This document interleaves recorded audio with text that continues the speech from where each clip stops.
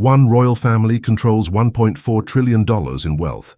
They own the world's largest oil company. They can move global markets with a single phone call.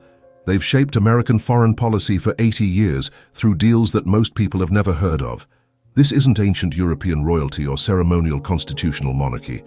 This is active, absolute power that affects gas prices, stock markets, and geopolitics every single day. The Al Saud family of Saudi Arabia has built the most financially powerful monarchy in human history, through a secret partnership with the United States that fundamentally altered how the global economy operates.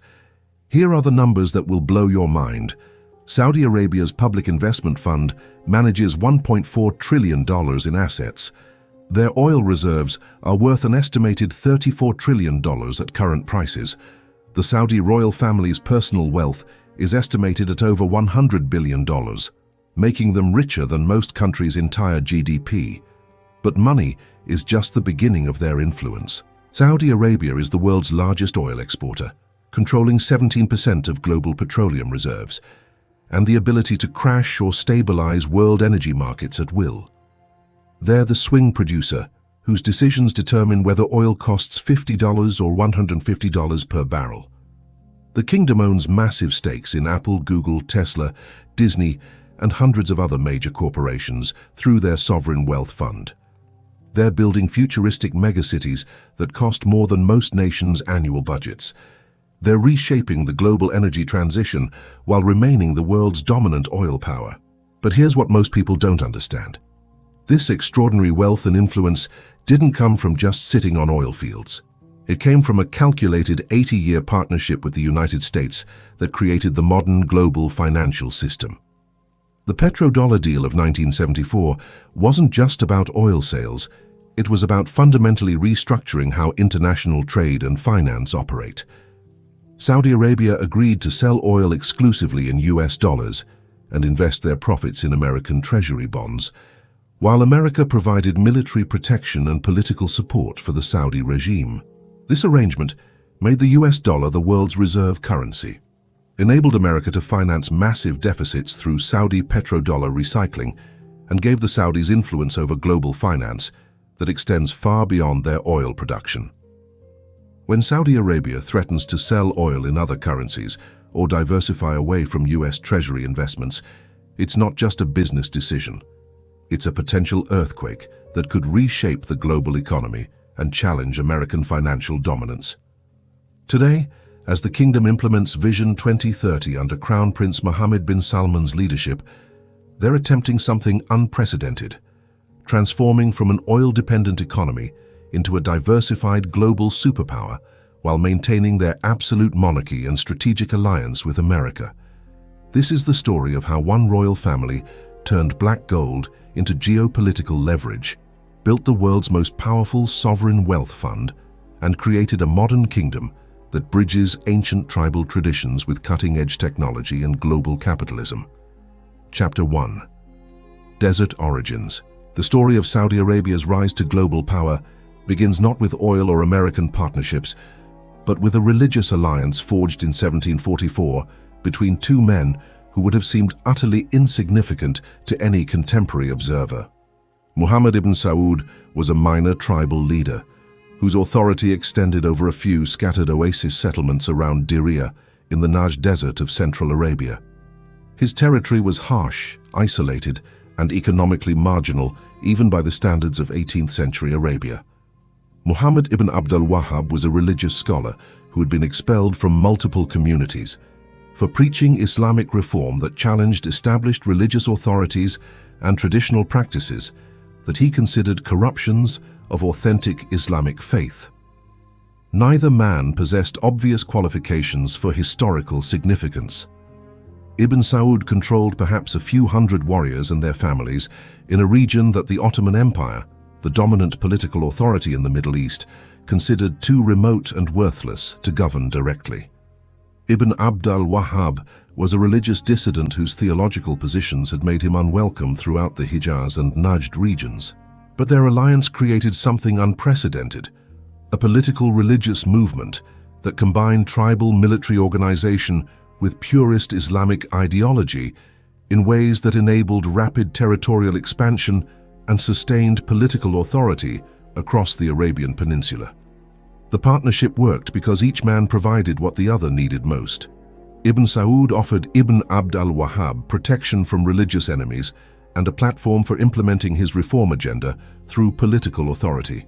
Ibn Abd al-Wahhab provided Ibn Saud with ideological legitimacy that transcended traditional tribal loyalties and enabled expansion beyond kinship-based political boundaries. This wasn't simply a marriage of convenience between a politician and a preacher. It was the creation of a new form of Islamic governance that used religious authority to justify political expansion while using political power to enforce religious conformity. Wahhabi theology, as it came to be known, emphasized return to the original practices of early Islamic community and rejection of innovations that had developed during subsequent centuries of Islamic civilization. This included opposition to Sufi mysticism, shrine veneration, intercession through saints, and various folk practices that had become common throughout the Islamic world. But Wahhabi reform wasn't just about religious purity. It was about political consolidation. By declaring competing religious practices to be illegitimate innovations, the Saudi Wahhabi alliance could justify military campaigns against neighboring tribes and communities as religious obligations rather than mere territorial conquest. Tribes that accepted Wahhabi teaching and Saudi political authority were incorporated into the expanding confederation as authentic Muslims defending true Islamic faith. Communities that resisted were classified as apostates, whose elimination was not only permissible but religiously required. This ideological framework enabled the Saudi state to expand beyond traditional tribal boundaries while maintaining internal cohesion through shared religious identity rather than just personal loyalty to leadership. By 1800, the first Saudi state controlled most of the Arabian Peninsula from the borders of Iraq to the Indian Ocean, including the holy cities of Mecca and Medina in the Hijaz region that held special significance for Muslims worldwide. This expansion alarmed the Ottoman Empire, which claimed religious and political authority over all Muslim territories and could not tolerate an independent Islamic state that challenged Ottoman legitimacy and threatened their control over the pilgrimage routes that provided both revenue and prestige. The Ottoman response was decisive and devastating.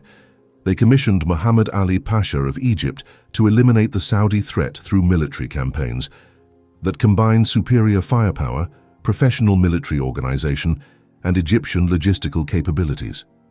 The Egyptian campaigns of 1811-1818 systematically destroyed Saudi military forces, captured their territorial capital at Diriyah, and eliminated most of the Saudi leadership, including Imam Abdullah ibn Saud, who was taken to Constantinople and executed. The first Saudi state collapsed completely, but the political and religious foundations that the original alliance had established proved more durable than any individual leaders or territorial control. Saudi survivors regrouped in the remote areas of Najd and gradually rebuilt their political and military capabilities while maintaining their Wahhabi religious identity and commitment to eventually restoring Saudi political authority throughout Arabia. The second Saudi state, established by Turki ibn Abdullah al-Saud in 1824, learned from the mistakes that had led to their earlier destruction. Instead of directly challenging Ottoman authority or threatening international Islamic sites, they focused on consolidating control over the Najd region while avoiding confrontations with superior external powers.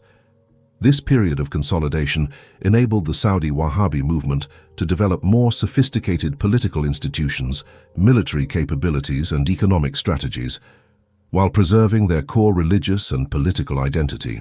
But the second Saudi state also faced internal challenges that revealed fundamental tensions within the Saudi system.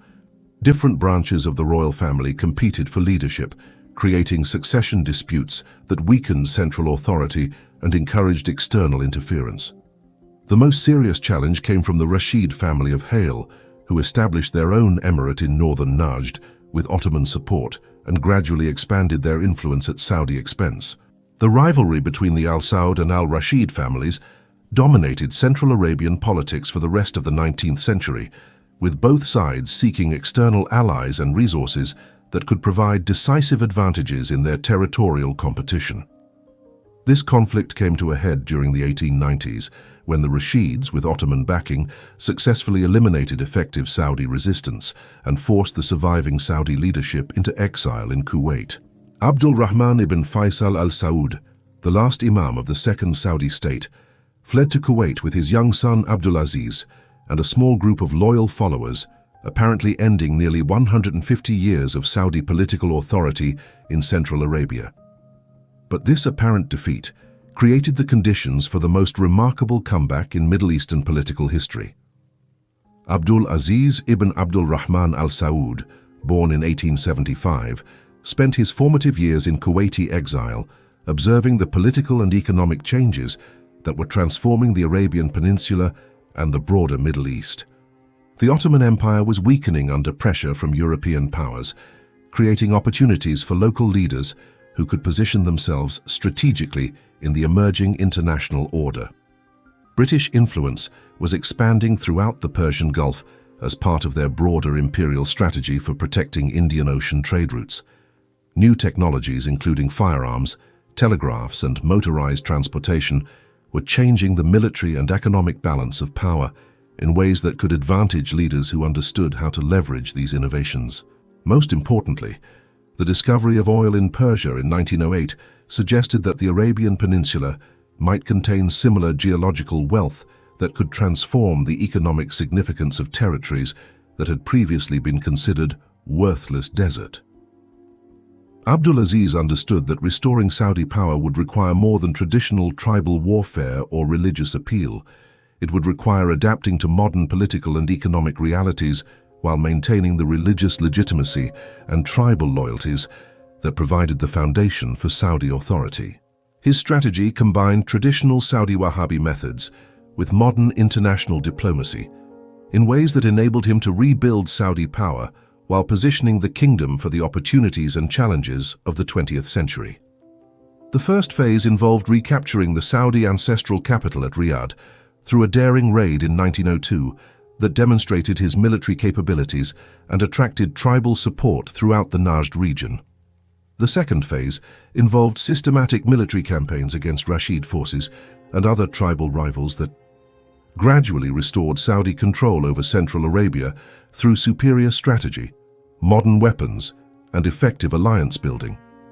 But the crucial phase involved establishing relationships with British authorities who could provide the external support and international recognition that would enable Saudi authority to survive and prosper in the changing regional order.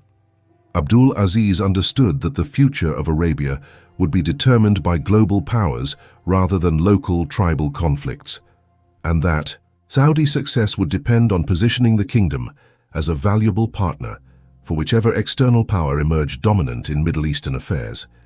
His genius was recognizing that Saudi religious legitimacy, tribal military capabilities, and geographic position could provide strategic value to outside powers, seeking reliable local partners for their regional objectives.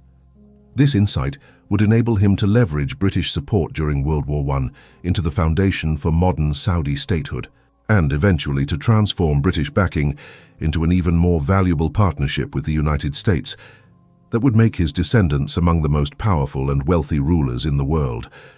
But first, the Saudis needed to survive the immediate challenges of rebuilding their state while navigating the complex international politics of a region where global powers were increasingly competing for influence and local resources.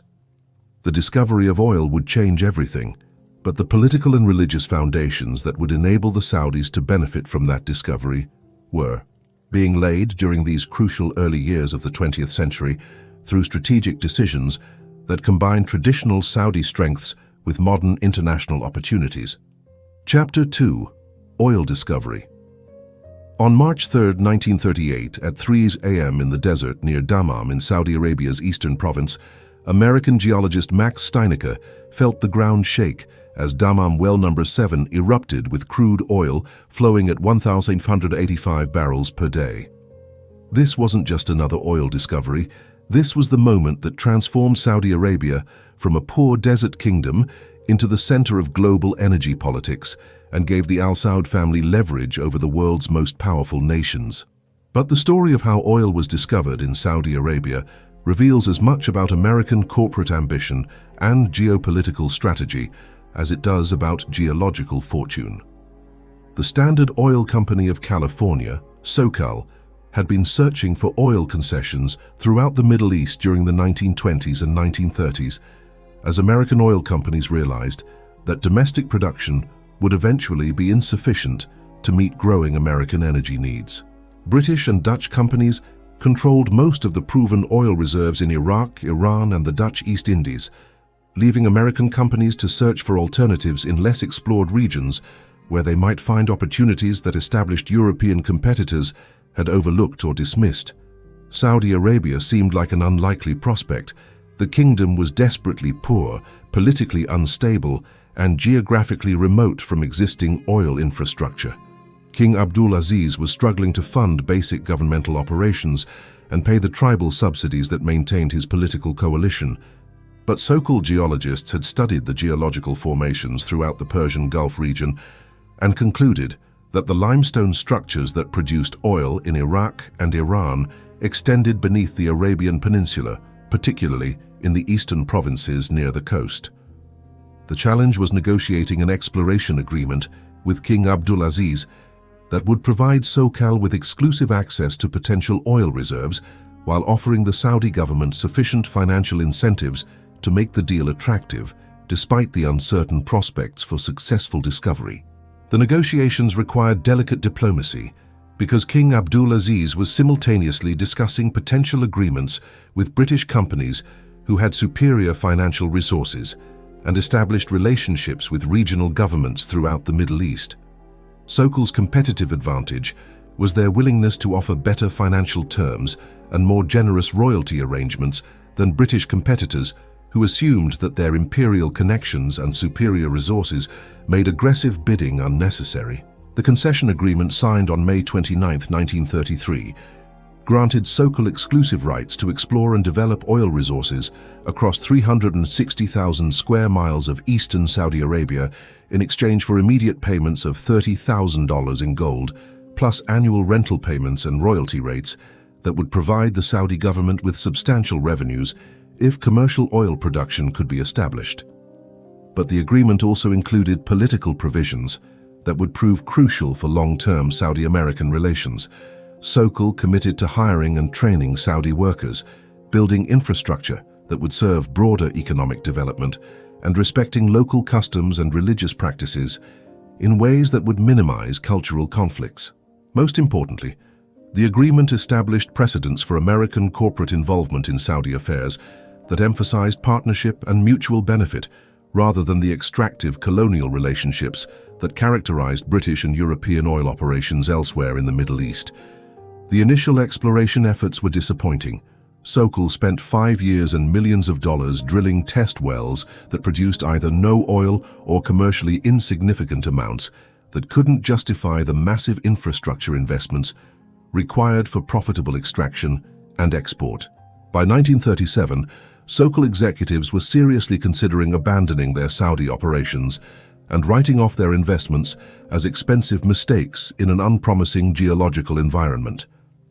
But Max Steinecke, SoCal's chief geologist, convinced company management to authorize one final test well at a deeper drilling depth in the Dammam area, where geological surveys suggested the possibility of oil-bearing rock formations that earlier drilling attempts might have missed. Dammam well number 7 was drilled to 4,127 feet, much deeper than previous attempts, before striking the Arab Zone limestone formation that would prove to contain some of the largest and most accessible oil reserves in the world. The initial discovery confirmed the presence of commercial quality oil, but the true significance only became apparent as additional wells revealed the extraordinary size and productivity of the Ghawar oil field that extends throughout the eastern Saudi provinces. Ghawar is the largest conventional oil field ever discovered, containing an estimated 88 billion barrels of recoverable oil, more than the total proven reserves of most oil-producing nations. The field is 280 kilometers long and 30 kilometers wide, with oil-bearing rock formations that enable high production rates at relatively low extraction costs. But even more significant than Gawa was the discovery of additional major oil fields throughout eastern Saudi Arabia that collectively contain an estimated 267 billion barrels of proven oil reserves, approximately 17% of all known global petroleum resources. These discoveries meant that Saudi Arabia possessed not just large oil reserves, but the world's most concentrated and accessible petroleum resources that could be produced at lower costs and higher volumes than oil fields anywhere else in the world. The strategic implications were immediately apparent to both American corporate leaders and government officials, who understood that controlling access to Saudi oil could provide decisive advantages in any future international conflicts where energy resources would determine military and economic capabilities. World War II had demonstrated that oil was essential for modern warfare, industrial production, and economic prosperity. Nations without secure access to petroleum resources were vulnerable to military defeat and economic collapse, regardless of their other strengths and capabilities. The United States had been the world's largest oil producer during the early 20th century, but American consumption was growing faster than domestic production, creating concerns about future energy security that made foreign oil reserves strategically crucial for American national interests. Saudi Arabia's vast oil reserves could provide America with energy security for generations while giving American companies profitable investment opportunities and American foreign policy substantial leverage over global energy markets. But capturing these benefits required transforming the informal business relationship between Sokol and the Saudi government into a formal strategic partnership between the United States and Saudi Arabia that could survive political changes and international pressures that might threaten purely commercial arrangements. The transformation began during World War II when President Franklin Roosevelt designated Saudi Arabia as eligible for Lend-Lease assistance despite the kingdom's nominal neutrality in the global conflict. This designation enabled the United States to provide military equipment, financial assistance, and infrastructure development that strengthened the Saudi government while building American influence and demonstrating commitment to Saudi security and prosperity. The relationship deepened when American military planners recognized that Saudi oil fields required protection from potential German or Japanese attacks that could eliminate crucial Allied energy supplies and provide Axis powers with strategic resources that might determine the war's outcome. American military forces established protective installations around Saudi oil facilities, while American engineers and technicians worked to expand production capacity and build pipeline infrastructure that could support Allied military operations throughout the Middle East and Mediterranean regions. But the most important development was the growing recognition among American policymakers that the Saudi relationship could provide foundation for post-war American leadership in global affairs through energy-based influence that would be more sustainable and effective than purely military or political arrangements. Secretary of State Cordell Hull advised President Roosevelt that American control over Saudi oil resources could enable the United States to influence the policies of European allies who would depend on American energy supplies for their economic recovery and military security. Navy Secretary James Forrestal argued that Saudi Arabia represented one of the greatest material prizes in world history, because oil resources could provide America with economic and strategic advantages that would persist long after wartime military cooperation ended. These strategic considerations led to the historic meeting between President Roosevelt and King Abdulaziz aboard the USS Quincy in Great Bitter Lake, Egypt, on February 14, 1945. This meeting established the framework for the modern Saudi-American relationship by combining American security guarantees for the Saudi kingdom with Saudi commitments to provide reliable oil supplies and investment opportunities for American companies. But the agreement also included less publicized provisions that gave both countries substantial influence over global energy markets and international financial systems that would prove crucial for their respective strategic objectives during the coming decades. The discovery of oil in Saudi Arabia transformed not just the kingdom's economic prospects, but the entire structure of international relations in the Middle East and the global balance of power between competing nations and ideological systems. Understanding how this transformation occurred requires examining the specific agreements and relationships that converted geological resources into political influence and economic power that continue shaping global affairs today. The Saudi-American partnership that emerged from oil discovery would eventually enable both countries to exercise unprecedented influence over global energy markets, international finance, and Middle Eastern politics in ways that neither could have achieved independently. But this partnership also created dependencies and obligations that continue affecting both American and Saudi policy decisions decades after the original oil discoveries that made their cooperation strategically valuable and economically profitable for both parties. Chapter 3: American Partnership.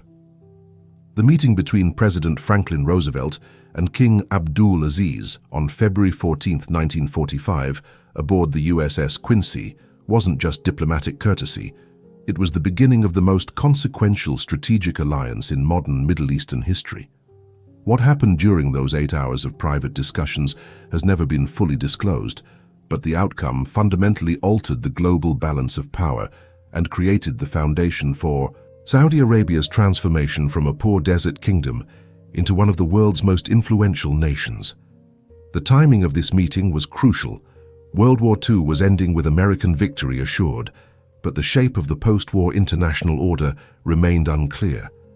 The United States was emerging as the dominant global power, but American leaders understood that maintaining this position would require secure access to the energy resources needed for economic growth and military superiority. King Abdulaziz was 70 years old, in declining health and facing the challenge of ensuring his kingdom's survival in a rapidly changing international environment where traditional tribal and religious authority might prove insufficient to maintain political independence and territorial integrity.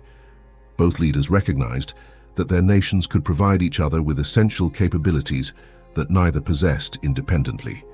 America had military technology, financial resources, and global influence that could protect and develop the Saudi kingdom. Saudi Arabia had oil reserves that could power American economic expansion and provide strategic advantages over potential competitors. But creating this partnership required overcoming substantial cultural, political, and strategic obstacles that made Saudi-American cooperation unlikely by conventional diplomatic standards. The Saudi kingdom was an absolute Islamic monarchy whose governmental and social systems were based on traditional religious law and tribal customs that conflicted with American democratic values and secular political institutions. American foreign policy was officially committed to supporting democratic governance and opposing colonialism, making formal alliance with an authoritarian monarchy politically controversial within the United States.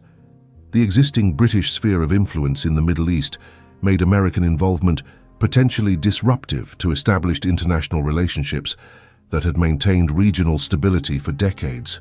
Roosevelt's solution was creating a personal relationship with King Abdulaziz that bypassed traditional diplomatic channels while establishing informal agreements that could provide both countries with strategic benefits without requiring formal treaty ratifications that might generate domestic political opposition. The key insight was recognizing that the Saudi-American relationship could be structured as mutually beneficial partnership rather than traditional patron-client arrangement that had characterized European colonial relationships with Middle Eastern rulers. Instead of demanding Saudi political subordination in exchange for American protection, Roosevelt proposed strategic cooperation based on shared interests in regional stability, economic development, and energy security that would serve both American and Saudi national objectives. This approach appealed to King Abdulaziz because it offered American support without requiring him to compromise the political independence and religious legitimacy that provided the foundation for his domestic authority and regional influence. The informal agreement that emerged from their meeting included several key commitments that shaped Saudi-American relations for the next 8 decades. American security guarantees for the Saudi kingdom against external threats, including military assistance and equipment that would enable Saudi Arabia to defend its territory and maintain internal stability. Saudi commitment to provide reliable oil supplies to the United States and American allies at reasonable prices, while giving American companies preferential access to development opportunities and investment partnerships. Cooperation in regional affairs that would prevent Soviet expansion into the Middle East, while maintaining stability that served both American strategic interests and Saudi domestic security requirements. Cultural and religious respect that acknowledged Saudi Islamic identity and traditional governance systems, while enabling economic and technological cooperation that could benefit both societies. But perhaps most importantly, both leaders agreed to develop their relationship gradually and quietly, avoiding public commitments or dramatic policy announcements that might generate political opposition or competitive responses from other global powers. This discretion enabled the relationship to develop through practical cooperation and mutual benefits rather than formal alliance structures that might prove politically unsustainable if domestic or international conditions changed. The first major test of this partnership came during the early Cold War period, when Soviet expansion into the Eastern Mediterranean and Central Asia threatened to encircle the Middle East and potentially compromise Western access to regional oil resources. The Truman Doctrine of 1947 committed the United States to containing Soviet influence through military and economic assistance to friendly governments, but implementing this policy in the Middle East required regional partners who could provide strategic depth and local legitimacy for American involvement. Saudi Arabia offered both capabilities.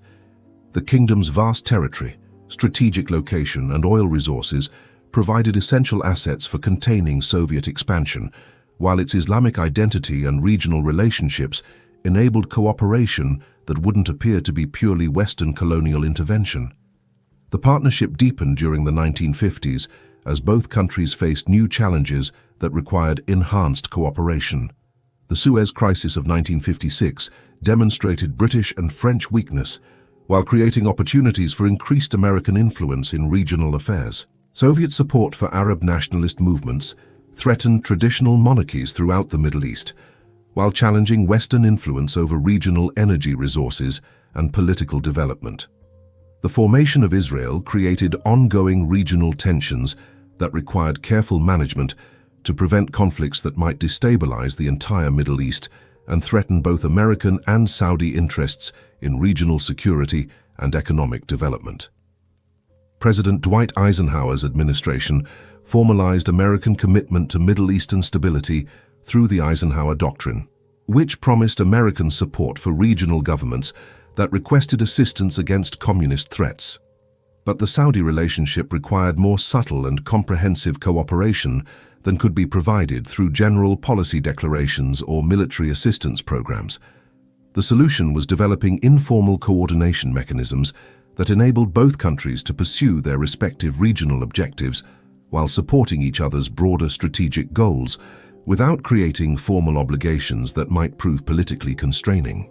This cooperation was facilitated by the growing influence of Aramco, Arabian American Oil Company, which had evolved from the original Sokol concession into a consortium of major American oil companies that managed Saudi petroleum development while serving as an informal channel for Saudi-American governmental coordination. Aramco provided essential services for both governments by managing the technical and commercial aspects of oil development, while facilitating communication and cooperation on political and strategic issues that required coordination but couldn't be handled through normal diplomatic channels. The company's operations in Saudi Arabia created thousands of jobs for American technicians and managers who developed deep understanding of Saudi society and political systems while building personal relationships with Saudi officials that enhanced mutual trust and cooperation. Aramco's Saudi employees received training and educational opportunities that developed technical capabilities and management expertise. That strengthened the Saudi economy while creating constituencies that supported continued American involvement and partnership. But perhaps most importantly, Aramco's success in developing Saudi oil resources demonstrated that American involvement could serve Saudi interests while providing Americans with profitable business opportunities and strategic advantages. This mutual benefit model became the template for expanding Saudi-American cooperation beyond energy development into broader economic, military and political partnerships that served both countries' long-term strategic objectives. The relationship was tested during the 1960s by regional conflicts, oil market changes, and domestic political pressures that challenged the foundations of Saudi-American cooperation. The Six-Day War of 1967 created tensions over American support for Israel that conflicted with Saudi commitments to Palestinian rights and Arab solidarity, threatening to undermine the relationship during a crucial period of regional instability. The British withdrawal from the Persian Gulf in 1971 created new security responsibilities for the United States and Saudi Arabia in maintaining regional stability without established imperial frameworks that had previously managed local conflicts and territorial disputes. Growing oil revenues provided Saudi Arabia with increased independence and regional influence that could potentially reduce their dependence on American partnership if alternative relationships proved more attractive or effective. But these challenges also created opportunities for deepening the relationship through new forms of cooperation that could address changing regional conditions while serving evolving American and Saudi strategic requirements. The solution emerged during the 1970s through the development of comprehensive partnership arrangements that combined energy cooperation with financial coordination, military modernization, and political consultation that made both countries more capable and influential than either could have been independently. This partnership reached its full development through the Petrodollar Agreement of 1974, which transformed Saudi-American cooperation from regional alliance into global financial and economic partnership that reshaped international monetary systems and enabled both countries to exercise unprecedented influence over global affairs. Understanding how this transformation occurred requires examining the specific mechanisms and agreements that converted oil revenues into financial influence, while maintaining the political and strategic cooperation that had enabled the original Saudi-American partnership to survive and prosper despite changing international conditions. Chapter 4. Petrodollar Deal. The phone call that changed the global financial system forever took place on a secure line between Washington and Riyadh in December 1973, during the height of the Arab oil embargo that had sent shockwaves through Western economies and demonstrated the political power of petroleum as a weapon. U.S. Treasury Secretary William Simon was calling Saudi Oil Minister Ahmed Zaki Yamani with a proposal that would end the oil crisis while fundamentally restructuring how international finance operated. Saudi Arabia would agree to price oil exclusively in U.S. dollars and invest their massive oil profits in American Treasury securities in exchange for enhanced American military protection and guaranteed access to U.S. financial markets. This conversation led to a secret agreement signed in 1974 that created the Petrodollar system, an arrangement that made the US dollar the world's primary reserve currency while giving Saudi Arabia influence over global finance that extended far beyond their oil production. The deal was born from crisis. The October 1973 Yom Kippur War had triggered an Arab oil embargo against countries supporting Israel, quadrupling oil prices from $3 to $12 per barrel and creating the first modern energy crisis that threatened to cripple Western economies. But the embargo created as many problems for oil-producing nations as for oil consumers. Suddenly, countries like Saudi Arabia were generating oil revenues that exceeded their ability to absorb through domestic spending and investment. Saudi oil revenues jumped from $4.3 billion in 1973 to $22.6 billion in 1974, an increase of over 400% in a single year. The kingdom was literally accumulating more money than they could effectively use for domestic development, creating what economists called the recycling problem. These massive financial flows threatened to destabilize international monetary systems that weren't designed to handle such rapid and concentrated capital accumulations. If oil producers converted their dollar earnings into other currencies, or invested them in ways that drained dollars from international circulation, the resulting currency instability could trigger global financial crisis. The American solution was elegant in its simplicity. Instead of allowing oil profits to destabilize international finance, why not use them to stabilize and strengthen the dollar-based international monetary system? The secret negotiations that produced the Petrodollar agreement involved the highest levels of both governments. President Richard Nixon personally approved the American negotiating position, while King Faisal made the final Saudi decision with input from Crown Prince Fahd and key royal family members. The American team was led by Treasury Secretary William Simon and included Federal Reserve officials, State Department Middle East experts, and representatives from major American banks that would handle the technical implementation of petrodollar recycling mechanisms. The Saudi negotiating team included Oil Minister Yamani, Finance Minister Mohammed Abba Al-Khail, and Saudi Arabian Monetary Agency Governor Anwar Ali, along with private advisors who understood both Islamic finance principles and international monetary systems. The negotiations required months of delicate diplomacy, because the agreement needed to serve both countries' strategic objectives while addressing complex technical issues about currency management, investment procedures, and financial oversight that had no precedent in international relations. The final agreement included several key components that transformed how global finance operated. Saudi Arabia would price all oil exports in US dollars, making the dollar the dominant currency for international energy transactions and creating systematic global demand for dollars that would support the currency's value regardless of American domestic economic conditions.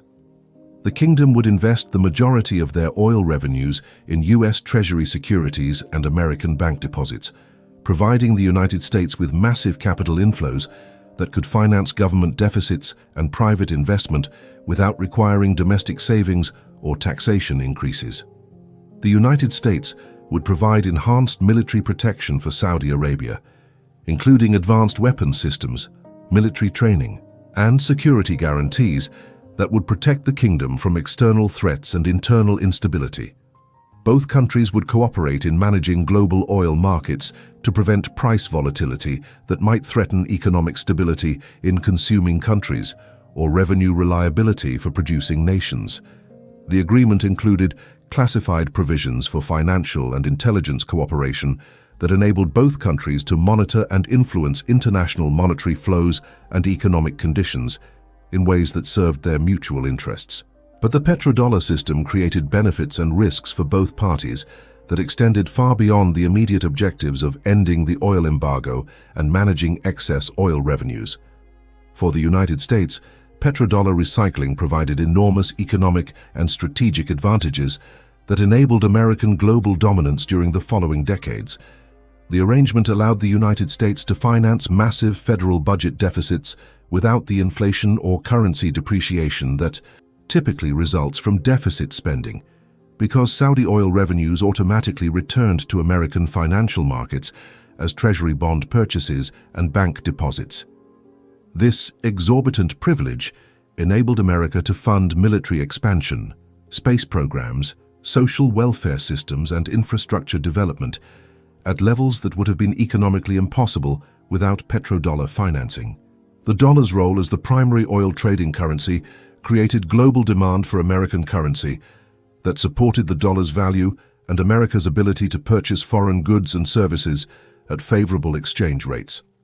Control over petrodollar flows gave American policymakers substantial influence over global financial conditions and the ability to impose economic sanctions or provide financial assistance that could affect political and economic developments worldwide.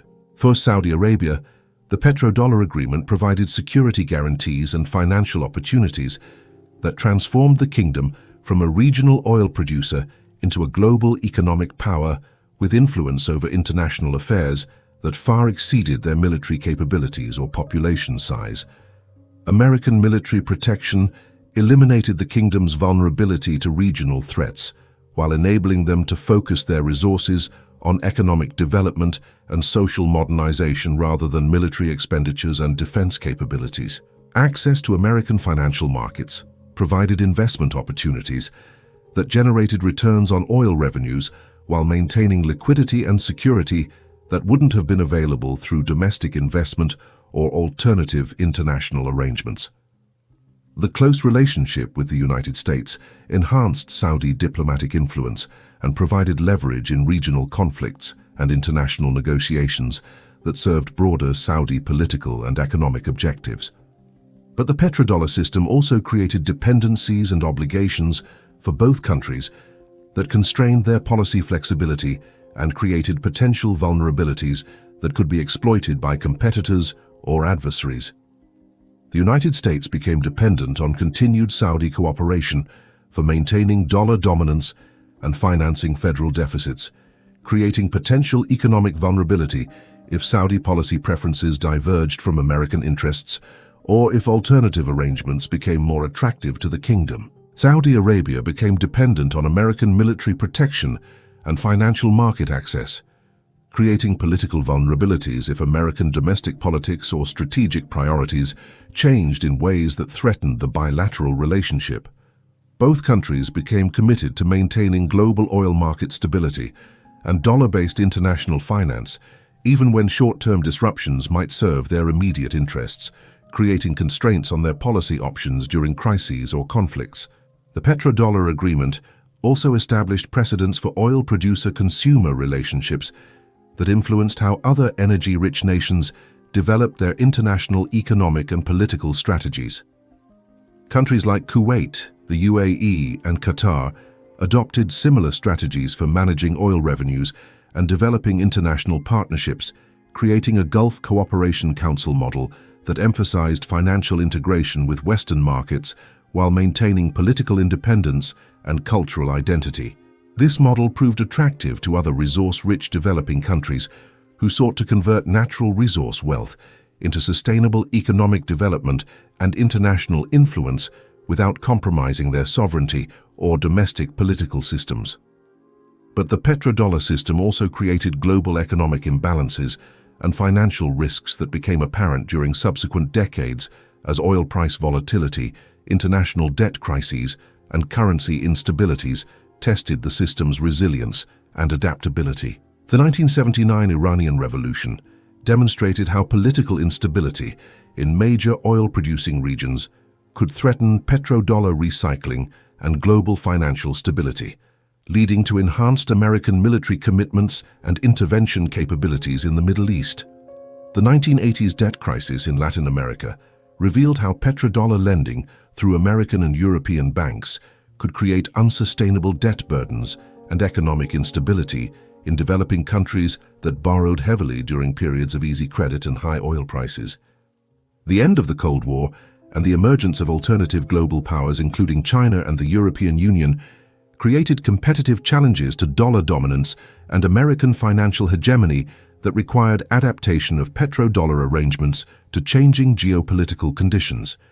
But despite these challenges, the basic framework of the petrodollar agreement has survived for 5 decades and continues to influence global financial arrangements even as both American and Saudi strategic priorities have evolved in response to changing international conditions. Understanding how the petrodollar system operates and why it has proven so durable provides crucial insights into the relationship between energy resources, financial power, and geopolitical influence that continue shaping international relations and economic development in the 21st century.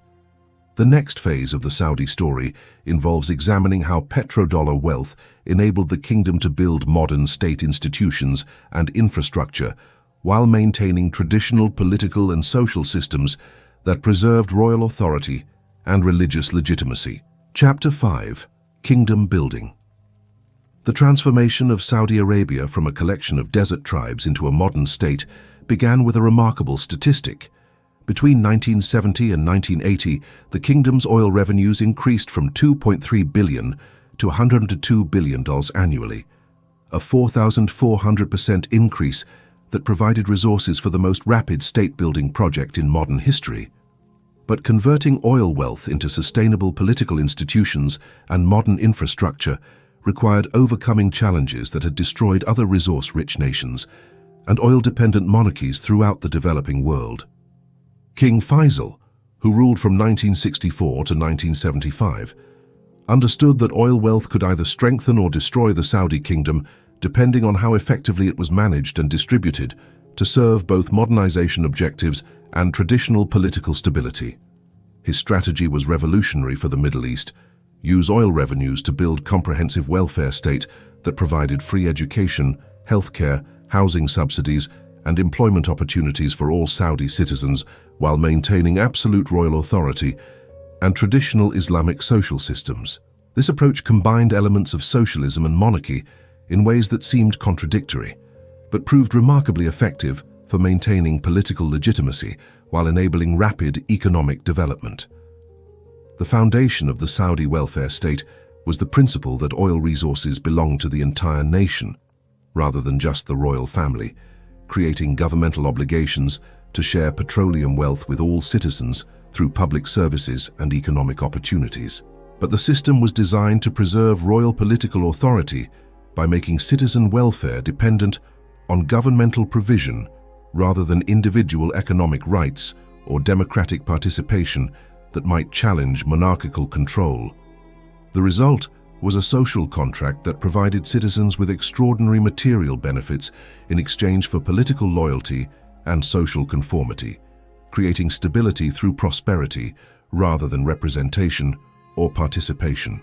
The scale of Saudi domestic investment during the 1970s and 1980s was unprecedented for a developing nation. The government allocated $142 billion for the first five-year development plan, 1970-1975, and $142 billion for the second plan, 1975 to 1980, amounts that exceeded the total GDP of most countries. These massive expenditures funded infrastructure projects that transformed the kingdom's physical and social landscape while creating employment opportunities and business prospects that incorporated traditional tribal and merchant communities into the modern economy. The government built entirely new cities from scratch, including Jubail and Yanbu industrial complexes that became centers for petrochemical manufacturing and oil refining that employed tens of thousands of workers while generating exports and industrial capabilities. They constructed modern transportation infrastructure, including highways, airports, and seaports that connected previously isolated regions while enabling commercial development and social integration throughout the kingdom.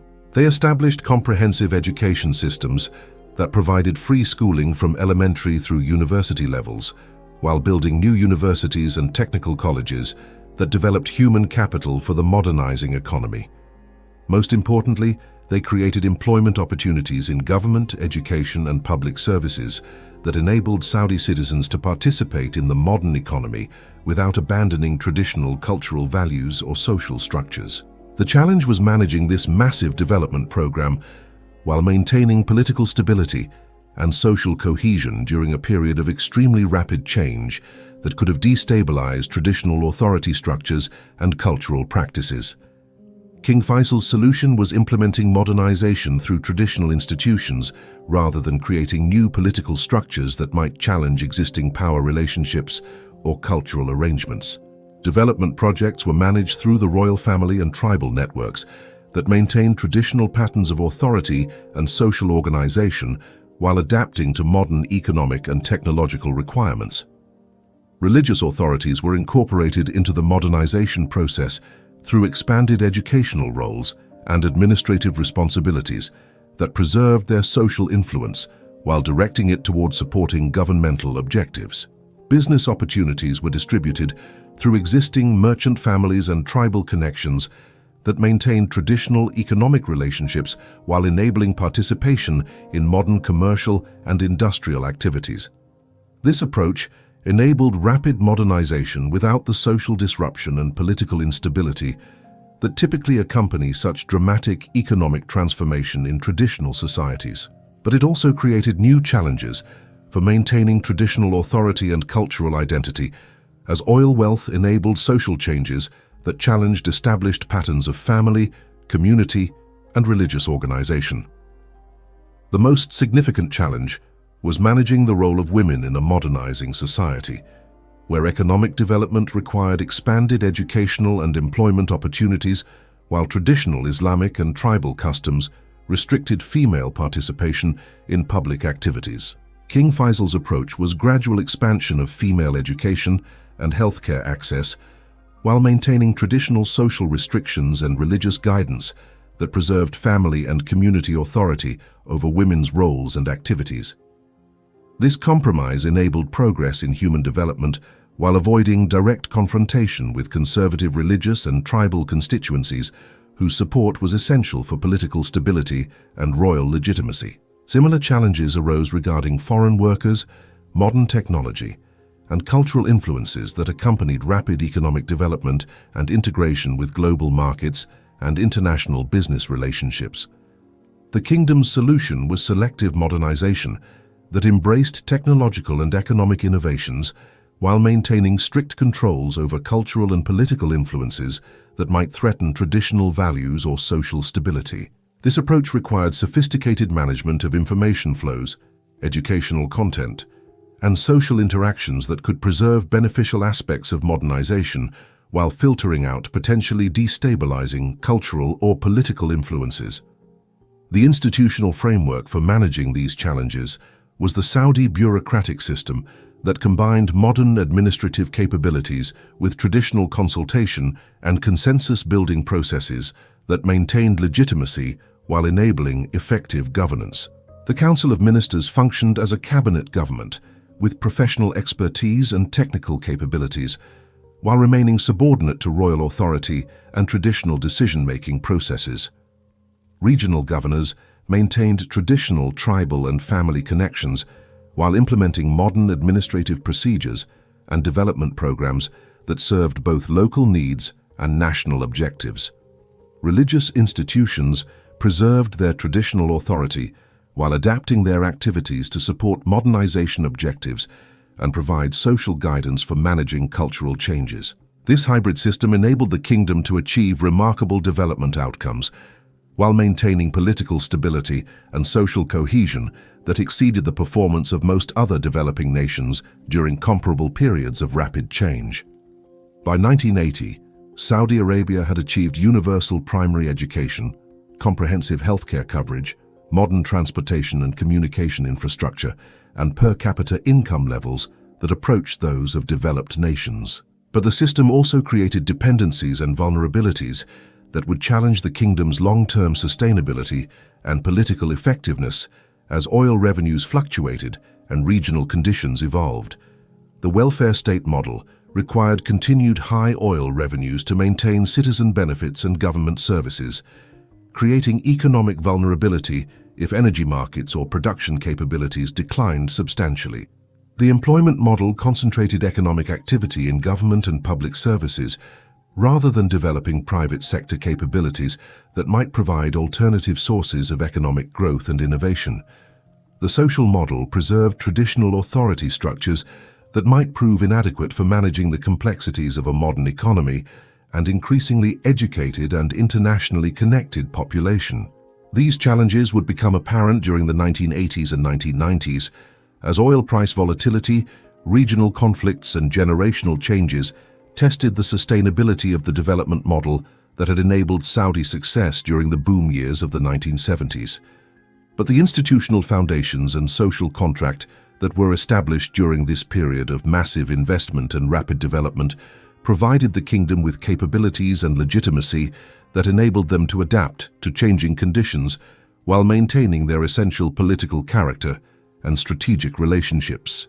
Understanding how the Saudis managed this extraordinary transformation provides insights into the possibilities and limitations of resource-based development that remain relevant for contemporary developing nations seeking to convert natural resource wealth into sustainable economic development and political stability. The next phase of the Saudi story involves examining how the royal family consolidated their control over this modernizing kingdom while managing succession challenges and political competition that could have destabilized their authority during crucial periods of regional instability and international pressure. Chapter 6. Power Consolidation. The assassination of King Faisal on March 25, 1975, by his nephew Prince Faisal ibn Musaid could have triggered a succession crisis that destroyed the Saudi kingdom. during its most vulnerable period of rapid modernization and international integration. Instead, the royal family's response demonstrated a level of institutional sophistication and political discipline that transformed them from a traditional tribal confederation into one of the world's most effective ruling dynasties. Within hours of the assassination, the Al Saud family had selected King Khalid as successor, confirmed Crown Prince Fahd as heir apparent, and established governmental continuity that prevented any disruption of oil production, development projects, or international relationships. This smooth transition revealed that the Saudi royal family had developed formal and informal mechanisms for managing power that combined traditional tribal consultation with modern institutional procedures in ways that provided stability while preserving family unity and authority. But achieving this level of political effectiveness required overcoming challenges that had destroyed other ruling families and threatened the kingdom's survival during crucial moments of its development. The Saudi royal family includes thousands of princes descended from King Abdulaziz's multiple marriages, with women from different tribal and regional backgrounds throughout the Arabian Peninsula. Managing this extended family structure while maintaining unified political leadership required institutional innovations that could accommodate diverse interests and perspectives while preventing fragmentation and internal conflict. The solution was the Allegiance Council, a formal institution established in 2006 but based on informal consultation mechanisms that had been developed over previous decades to manage royal family decision-making about succession, policy priorities, and resource allocation. The council includes senior princes representing different branches and generations of the royal family, with authority to select kings and crown princes through consensus processes that ensure broad family support for leadership decisions. But the council's effectiveness depends on informal power relationships and traditional authority structures that aren't captured by formal institutional arrangements. The most important of these is the relationship between King Abdulaziz's sons, known as the Sudairi Seven after their mother's tribal affiliation, who formed the core leadership group that guided the kingdom through its crucial development phase from the 1960s through the 2000s. King Fahd, Crown Prince Sultan, Interior Minister Prince Naif, Defense Minister Prince Sultan, and other Sudairi brothers controlled the most important governmental positions while maintaining family unity through regular consultation and coordinated decision-making. This concentration of authority enabled effective governance and policy coordination while creating potential tensions with other branches of the royal family who might feel excluded from decision-making or resource distribution. Managing these tensions required sophisticated systems for distributing royal family benefits and opportunities that could satisfy diverse constituencies while maintaining incentives for family unity and loyalty to central leadership.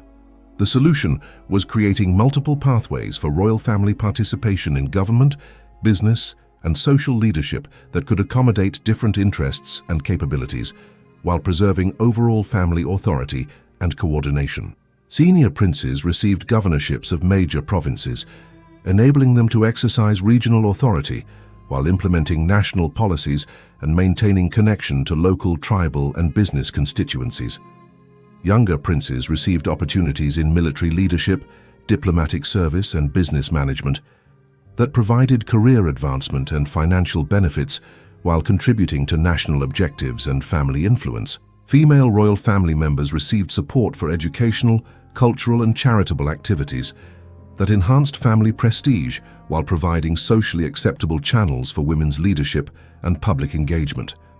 This system created positive incentives for royal family cooperation while providing mechanisms for managing internal disagreements and succession challenges that could threaten family unity and political stability. But the system also required careful management of relationships with non-royal constituencies, whose support was essential for maintaining political legitimacy and social stability. The religious establishment required ongoing consultation and cooperation to ensure that modernization programs and international relationships didn't threaten their authority or conflict with their interpretation of Islamic principles and social requirements. Tribal leaders needed continued access to governmental resources, and recognition of their traditional authority to maintain their support for royal leadership and their role in implementing government policies in their respective regions. Merchant families required business opportunities and investment partnerships that could enable them to benefit from economic development while supporting governmental objectives and maintaining their traditional role in Saudi commercial life. This balancing act required exceptional political skills and institutional flexibility that could adapt to changing conditions while maintaining essential relationships and authority structures. The most serious challenges came during periods of regional instability and international pressure that tested the kingdom's political cohesion and strategic relationships. The Iranian Revolution of 1979 created ideological competition from revolutionary Islamic movements that challenged Saudi legitimacy while threatening regional stability and international energy security. The Soviet invasion of Afghanistan in 1979 required Saudi involvement in supporting resistance movements that aligned with American strategic objectives while serving Saudi interests in containing Soviet influence and supporting Islamic causes. The Iran-Iraq War of 1980-1988 forced Saudi Arabia to balance relationships with both countries while managing oil market disruptions and regional security threats that could affect kingdom stability and economic interests.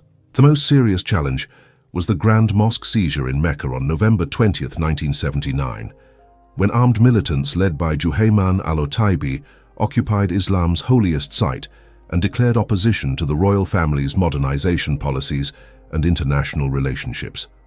The two-week siege required military operations to retake the mosque while managing religious sensitivities and political implications that threatened to undermine royal legitimacy and trigger broader opposition to governmental authority. The royal family's response demonstrated their ability to use both traditional and modern resources to maintain authority during existential challenges. They obtained religious authorization for military operations in the sacred mosque through consultation with leading Islamic scholars who confirmed that eliminating the armed militants was religiously justified and necessary. They mobilized military forces that could conduct complex urban combat operations while minimizing damage to religious sites and maintaining security throughout the kingdom during the crisis period. Most importantly, they used the crisis to strengthen their relationship with religious authorities by implementing more conservative social policies and expanding religious institutions while maintaining their modernization and international partnership strategies. This response preserved royal authority while addressing some of the religious and social concerns that had motivated the opposition movement, demonstrating the flexibility and adaptability that enabled the Saudi political system to survive serious challenges. The experience also revealed the importance of managing generational transitions within the royal family, as younger princes took greater responsibility for security, economic and diplomatic affairs, while older leaders maintained overall authority and strategic direction.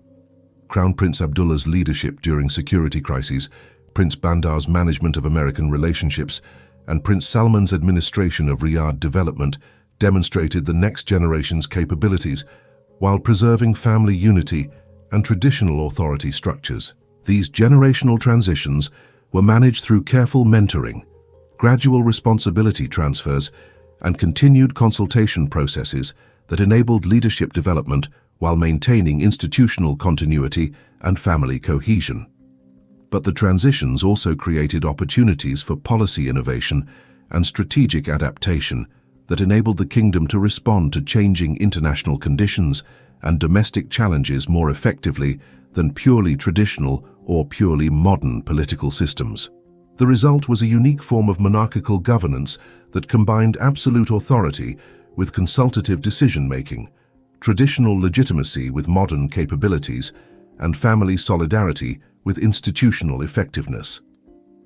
This system enabled Saudi Arabia to maintain political stability and strategic effectiveness through decades of rapid change and international pressure that challenged or destroyed other Middle Eastern governments and political systems. Understanding how the Saudi royal family achieved this remarkable political consolidation while adapting to modern conditions provides insights into the possibilities and limitations of traditional authority structures in contemporary global systems. But maintaining this system, while addressing 21st-century challenges, including economic diversification, social change, and international competition, requires continued adaptation and innovation that tests the flexibility and effectiveness of Saudi political institutions.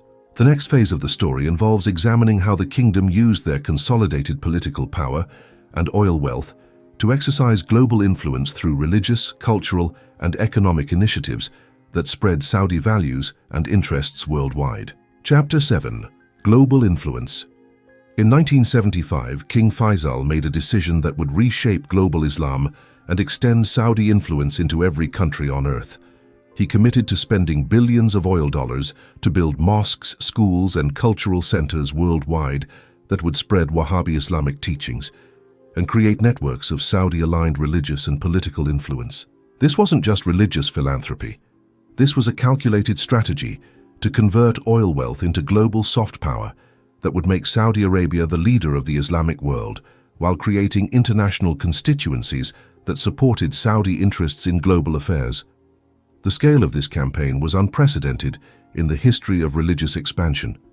Between 1975 and 2005, Saudi Arabia spent an estimated $87 billion on international Islamic programs, more than the Soviet Union spent on worldwide communist propaganda during the same period. But the Saudi approach was more sophisticated and potentially more effective than traditional government propaganda, because it operated through religious and cultural institutions that commanded personal loyalty and moral authority rather than political allegiance that could change with governmental policies. The strategy was based on King Faisal's recognition that Saudi Arabia could never compete with larger nations in military power or population, but they could achieve global influence through their role as guardian of Islam's holiest sites and their resources for supporting Islamic causes worldwide. The kingdom's control over Mecca and Medina provided unique religious authority that enabled them to position themselves as the authentic voice of Islamic leadership, while their oil wealth provided resources to make this authority practical and beneficial for Muslims throughout the world. The Islamic Development Program included multiple components designed to create comprehensive networks of Saudi influence and Islamic solidarity. Mosque construction projects that built thousands of Islamic worship centers in countries throughout the world, many designed according to Saudi architectural standards and staffed by Saudi-trained religious leaders. Educational institutions including Islamic universities, religious schools, and cultural centers that provided free education in Islamic studies while teaching curricula that emphasized Saudi interpretations of Islamic law and social organization. Scholarship programs that brought thousands of international students to Saudi universities while providing funding for Islamic scholars and religious leaders to study Saudi religious and cultural approaches. Publishing and media initiatives that translated Islamic texts into dozens of languages, while producing educational materials and cultural content that reflected Saudi religious and social perspectives. Charitable and humanitarian programs that provided disaster relief, poverty assistance, and development aid throughout the Muslim world while creating goodwill and loyalty towards Saudi leadership. But the most important component was the training and support of religious leaders who would return to their home countries with Saudi-influenced perspectives on Islamic law, social organization, and political priorities. These religious leaders often became influential figures in their local communities, while maintaining connections to Saudi religious institutions and receiving ongoing support for their activities and organizations. Over time, these networks created informal but effective channels for Saudi influence over Islamic movements, political parties, and social organizations throughout the Muslim world. The impact was particularly significant in countries with large Muslim populations, including Pakistan, Indonesia, Malaysia, Nigeria, and various Central Asian and North African nations, where Saudi-influenced Islamic movements gained political power and social influence. In Pakistan, Saudi support for madrasas and Islamic political parties contributed to the growth of religious conservatism that influenced national politics and regional conflicts including the Afghanistan situation. In Indonesia, Saudi-funded Islamic institutions and scholarship programs helped strengthen traditional Islamic identity while creating constituencies that supported Saudi positions on international Islamic issues. In Malaysia, Saudi investment and religious cooperation enhanced bilateral relationships while supporting Islamic development programs that served both Malaysian and Saudi interests in regional affairs. But the Global Islamic Influence campaign also created challenges and unintended consequences that complicated Saudi foreign relations and domestic politics. Saudi-supported religious movements sometimes developed independent agendas that conflicted with Saudi foreign policy priorities or created problems for governments that Saudi Arabia needed to maintain relationships with for strategic or economic reasons. Some Saudi-influenced Islamic organizations became associated with extremist activities or terrorist groups that threatened international security while damaging Saudi Arabia's reputation and relationships with Western allies. The emphasis on conservative Islamic social policies sometimes conflicted with modernization and development objectives in recipient countries, while creating tensions with women's rights and minority populations. These complications required careful management of Saudi international Islamic programs to maintain their beneficial effects while minimizing negative consequences that could threaten Saudi interests or relationships. The solution was developing more sophisticated coordination between religious and political authorities that could direct Islamic influence activities towards serving broader Saudi strategic objectives while maintaining their religious authenticity and social effectiveness. This required training Saudi religious officials in international relations and political analysis, while educating Saudi diplomatic personnel in Islamic theology and cultural issues that affected their work with Muslim constituencies worldwide. The integration of religious and political approaches proved particularly effective in Saudi relationships with Muslim-majority countries, where religious legitimacy and cultural authenticity were essential for successful diplomatic and economic cooperation. But Saudi global influence extended beyond Islamic networks to include economic and technological initiatives that created secular constituencies supporting Saudi interests in international affairs. The Saudi Arabian oil company, Saudi Aramco, became one of the world's largest and most technologically advanced corporations, while maintaining partnerships with international companies that created business and political constituencies supporting Saudi interests in their home countries. Saudi investment through sovereign wealth funds created economic relationships with major corporations and governments throughout the world, while providing Saudi Arabia with influence over international financial markets and business conditions. Educational and cultural exchange programs brought thousands of international students and professionals to Saudi Arabia, while creating networks of individuals with personal knowledge and relationships that enhanced Saudi's soft power and influence. These multiple dimensions of Saudi influence created a global network of relationships and interests that reinforced each other while providing the kingdom with diverse channels for exercising international influence and protecting their national interests. The effectiveness of this approach became apparent during various international crises and conflicts, where Saudi Arabia was able to mobilize support from multiple constituencies, including religious communities, business interests, and government allies. During the 1990-1991 Gulf War, Saudi Arabia's religious authority and international relationships enabled them to obtain Islamic legitimacy for allowing Western military forces to operate from Saudi territory against Iraq. During the post-9/11 period, Saudi cooperation with American counterterrorism efforts was facilitated by their influence over Islamic movements and organizations that could provide intelligence and operational support. During recent regional conflicts, including Syria, Yemen, and Libya, Saudi ability to mobilize support from Sunni Muslim communities and allied governments provided them with capabilities that exceeded their direct military resources.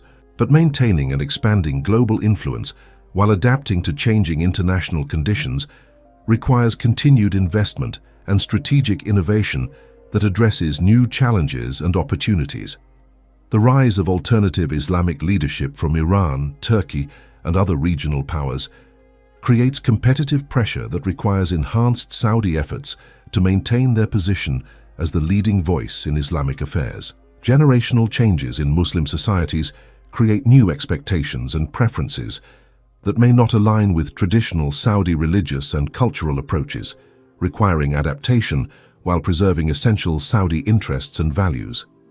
Technological changes, including social media and digital communication, create new opportunities for influence while also creating new vulnerabilities to criticism and competitive messaging from opposing forces. The Saudi response to these challenges has been expanding and modernizing their global influence programs while maintaining their essential religious and cultural foundations that provide unique advantages in Islamic affairs. Crown Prince Mohammed bin Salman's Vision 2030 includes substantial investment in international cultural, educational, and technological programs that enhance Saudi global influence while supporting domestic modernization and economic diversification objectives.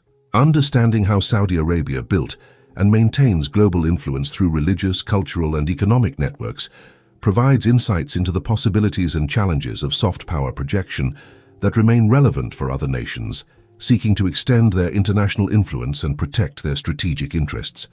The next chapter examines how Saudi Arabia used their political consolidation and global influence to build one of the world's largest sovereign wealth funds and transform their oil wealth into diversified economic power. Chapter 8. Economic Empire. In 2015, Crown Prince Mohammed bin Salman announced the creation of a sovereign wealth fund with an unprecedented target, $2 trillion in assets that would make Saudi Arabia's public investment fund the largest pool of investment capital in human history. This wasn't just financial ambition. This was a strategic transformation designed to convert temporary oil wealth into permanent economic power that could sustain Saudi influence long after petroleum resources become less valuable or economically relevant. The numbers reveal the scale of Saudi economic ambitions. The Public Investment Fund, PIF, currently manages $1.4 trillion in assets and is projected to reach $2 trillion by 2030 through continued oil revenue investment and strategic asset appreciation.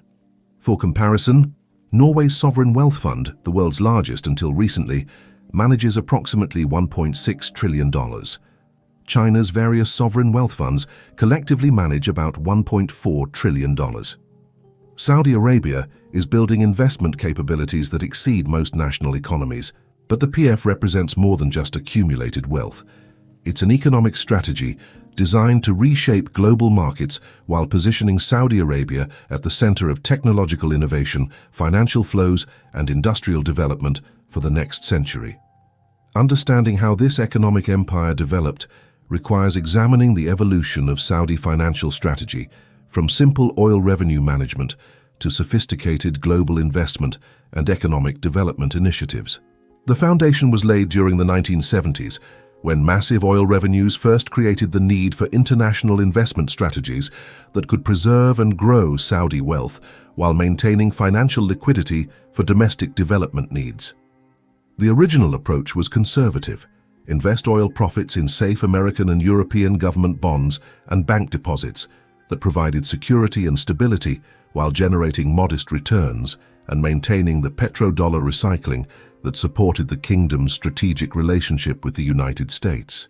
This strategy served important political and economic objectives during the Cold War period, when Saudi-American cooperation was focused on regional security and energy market stability rather than diversified economic development and technological innovation.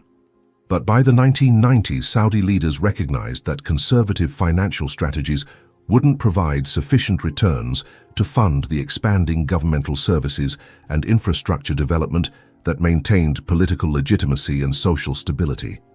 The solution was gradual diversification into equity markets, real estate, and alternative investments that could generate higher returns while building expertise in international finance and investment management. The Saudi Arabian Monetary Authority, SAMA, developed sophisticated investment capabilities while maintaining conservative risk management approaches that protected the kingdom's essential financial resources while enabling participation in global economic growth. But the real transformation began in the 2000s under Crown Prince Abdullah's leadership, as the kingdom faced new challenges, including population growth, youth unemployment, and the recognition that oil revenues alone wouldn't provide sustainable economic development for future generations. The response was a strategic shift toward using oil wealth to build diversified economic capabilities that could generate employment, technological advancement, and international competitiveness beyond the energy sector. This shift accelerated dramatically under Crown Prince Mohammed bin Salman's leadership as part of Vision 2030, which aims to transform Saudi Arabia from an oil-dependent economy into a diversified global powerhouse capable of competing in 21st century industries, including technology, finance, tourism, and entertainment. The Public Investment Fund became the primary vehicle for implementing this transformation through massive investments in domestic development projects and international acquisitions that position Saudi Arabia at the forefront of emerging industries and technologies. Domestic investments include NEOM, a $500 billion futuristic city project that aims to become a global center for technology, research, and sustainable development while demonstrating Saudi capabilities in urban planning and environmental innovation. The Red Sea project is a $28 billion luxury tourism development designed to position Saudi Arabia as a premium destination while creating employment opportunities and service industry capabilities that can support economic diversification.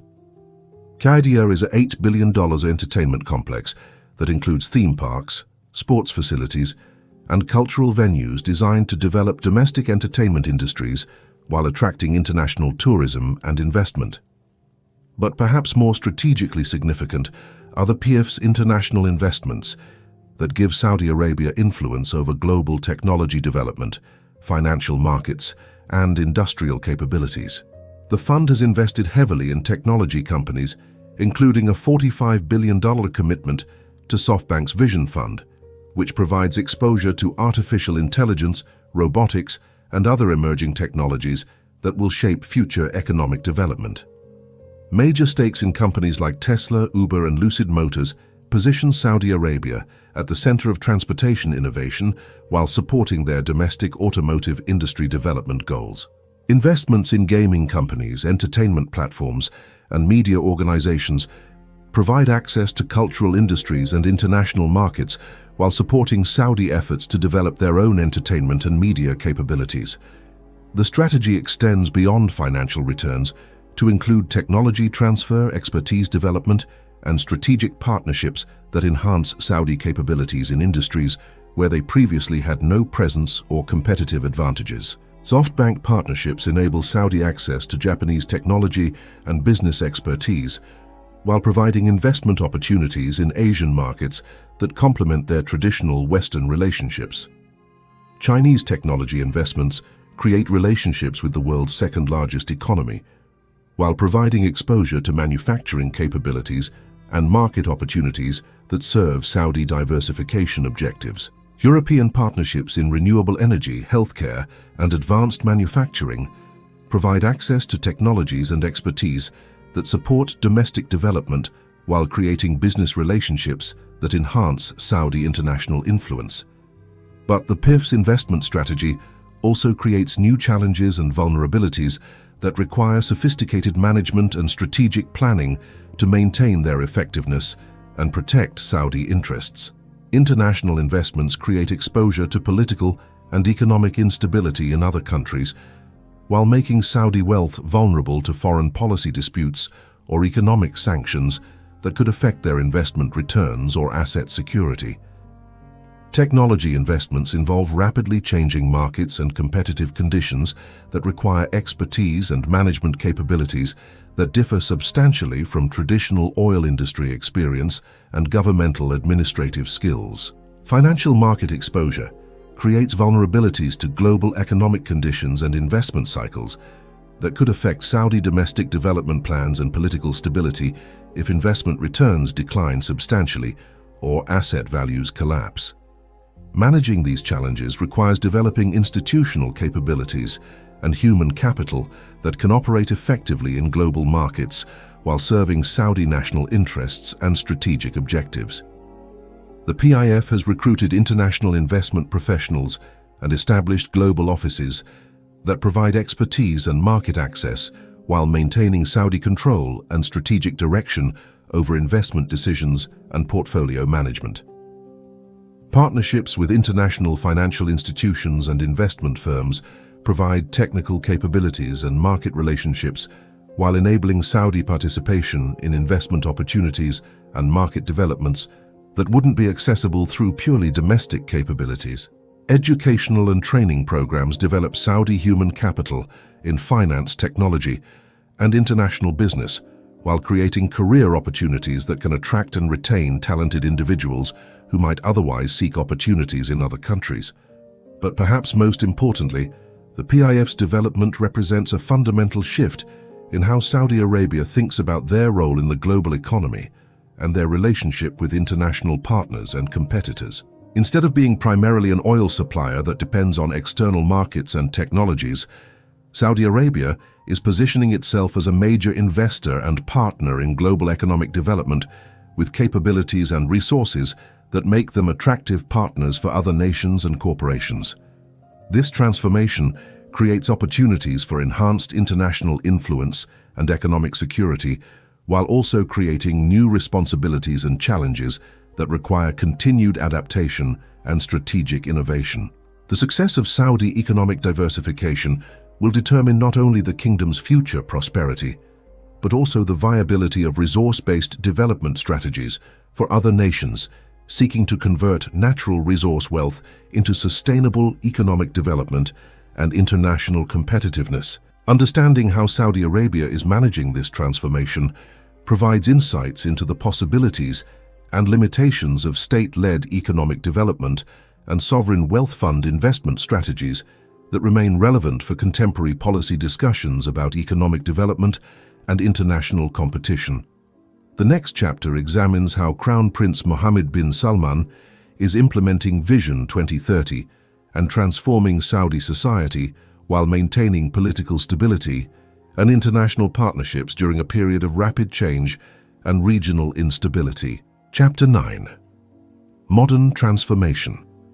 On June 21, 2017, Crown Prince Mohammed bin Salman became heir apparent to the Saudi throne through a palace coup so smooth and carefully orchestrated that most of the world didn't realize it had happened until it was already complete.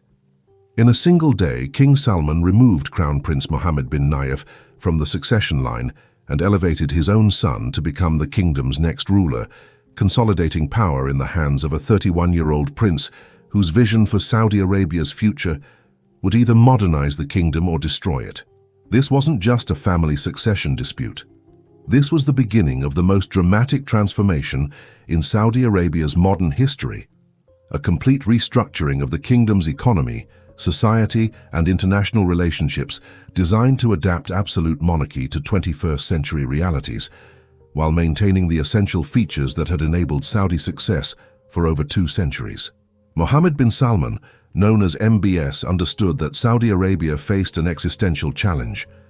The kingdom's oil-dependent economy, conservative social system, and traditional governance structures were becoming unsustainable in a world of renewable energy, global connectivity, and youth populations that demanded different opportunities and lifestyles. His solution was Vision 2030, an ambitious plan to transform Saudi Arabia from an oil-dependent monarchy into a diversified global economy while liberalizing society and modernizing governance without compromising royal authority or Islamic identity. But implementing this transformation required overcoming entrenched interests and traditional constituencies whose cooperation had been essential for Saudi political stability, but who might resist changes that threatened their authority, economic advantages, or cultural preferences. MBS's approach was characteristically direct and uncompromising. Instead of gradual reform that might be blocked by conservative opposition, he implemented rapid changes through royal decree while using his control over security services and economic resources to eliminate resistance and ensure compliance. The most visible changes involved social liberalization, that reversed decades of conservative restrictions and transformed daily life for millions of Saudis, particularly women and young people.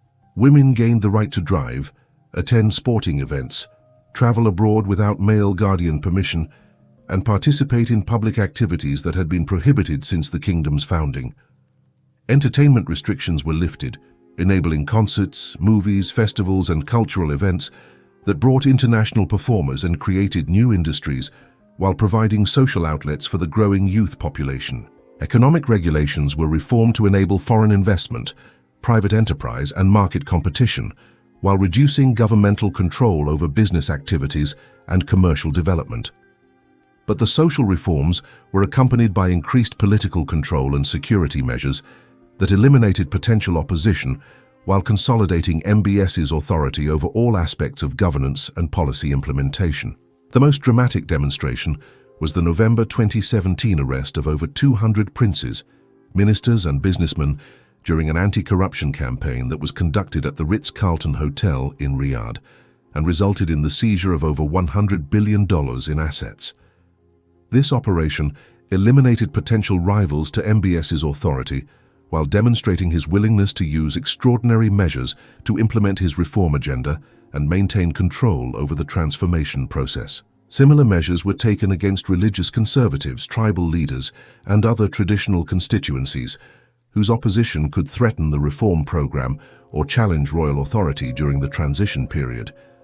But the most significant aspect of MBS's transformation strategy involves economic diversification that aims to reduce Saudi dependence on oil revenues while building competitive capabilities in technology, tourism, entertainment, and other 21st century industries.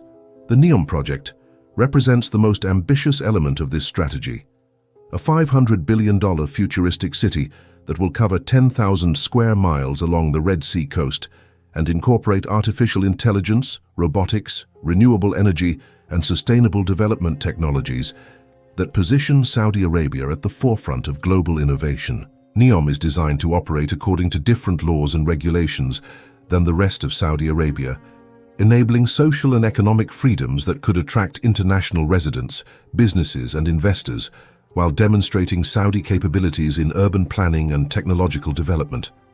The project includes The Line, a 170-kilometer linear city that would house 1 million residents in a car-free environment powered entirely by renewable energy, while incorporating advanced technologies for transportation, communication, and daily life. But NEOM also represents the challenges and uncertainties of MBS's transformation strategy. The project requires massive financial investment, international expertise, and technological capabilities that may not be available or economically viable within the proposed timeframes.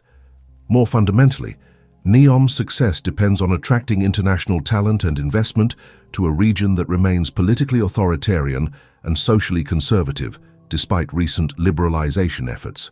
The broader Vision 2030 program faces similar challenges in balancing modernization objectives with political stability and cultural preservation that have been essential for Saudi success throughout their historical development. Economic diversification requires developing human capital, technological capabilities, and institutional frameworks that can compete effectively in global markets, while maintaining the social cohesion and political legitimacy that enable stable governance. International partnerships and investment require adapting to global standards for transparency, accountability, and governance, while preserving royal authority and traditional decision-making processes that provide political stability and policy continuity. Social liberalization creates expectations for continued reform and expanded freedoms while maintaining religious legitimacy and cultural authenticity that provide the foundation for political authority and social order. Managing these tensions requires exceptional political skill and strategic flexibility that can adapt to changing conditions while maintaining essential Saudi interests and capabilities. MBS's approach has been to implement reforms rapidly and comprehensively, while using enhanced political control and international partnerships to manage resistance and ensure successful implementation.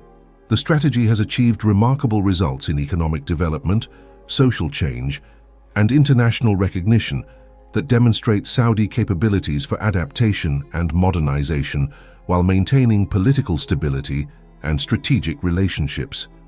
Foreign direct investment has increased substantially as international companies and investors recognize new opportunities created by economic reforms and social liberalization. Tourism development has accelerated through major infrastructure projects and cultural initiatives that position Saudi Arabia as a destination for international visitors while creating employment opportunities and service industry development. Technology sector development has attracted international partnerships and domestic innovation while creating career opportunities for educated Saudis and supporting economic diversification objectives. But the transformation also creates new risks and challenges that require continued adaptation and strategic management to maintain their beneficial effects while avoiding negative consequences that could threaten Saudi interests or stability. Regional conflicts and international tensions create external pressures that could affect investment flows, technological cooperation, and political relationships that are essential for successful modernization and economic development. Domestic social and economic changes create new expectations and political pressures that require responsive governance and continued reform while maintaining political stability and royal authority. Generational transitions within the royal family and broader society create challenges for maintaining institutional continuity and political legitimacy while adapting to changing conditions and preferences.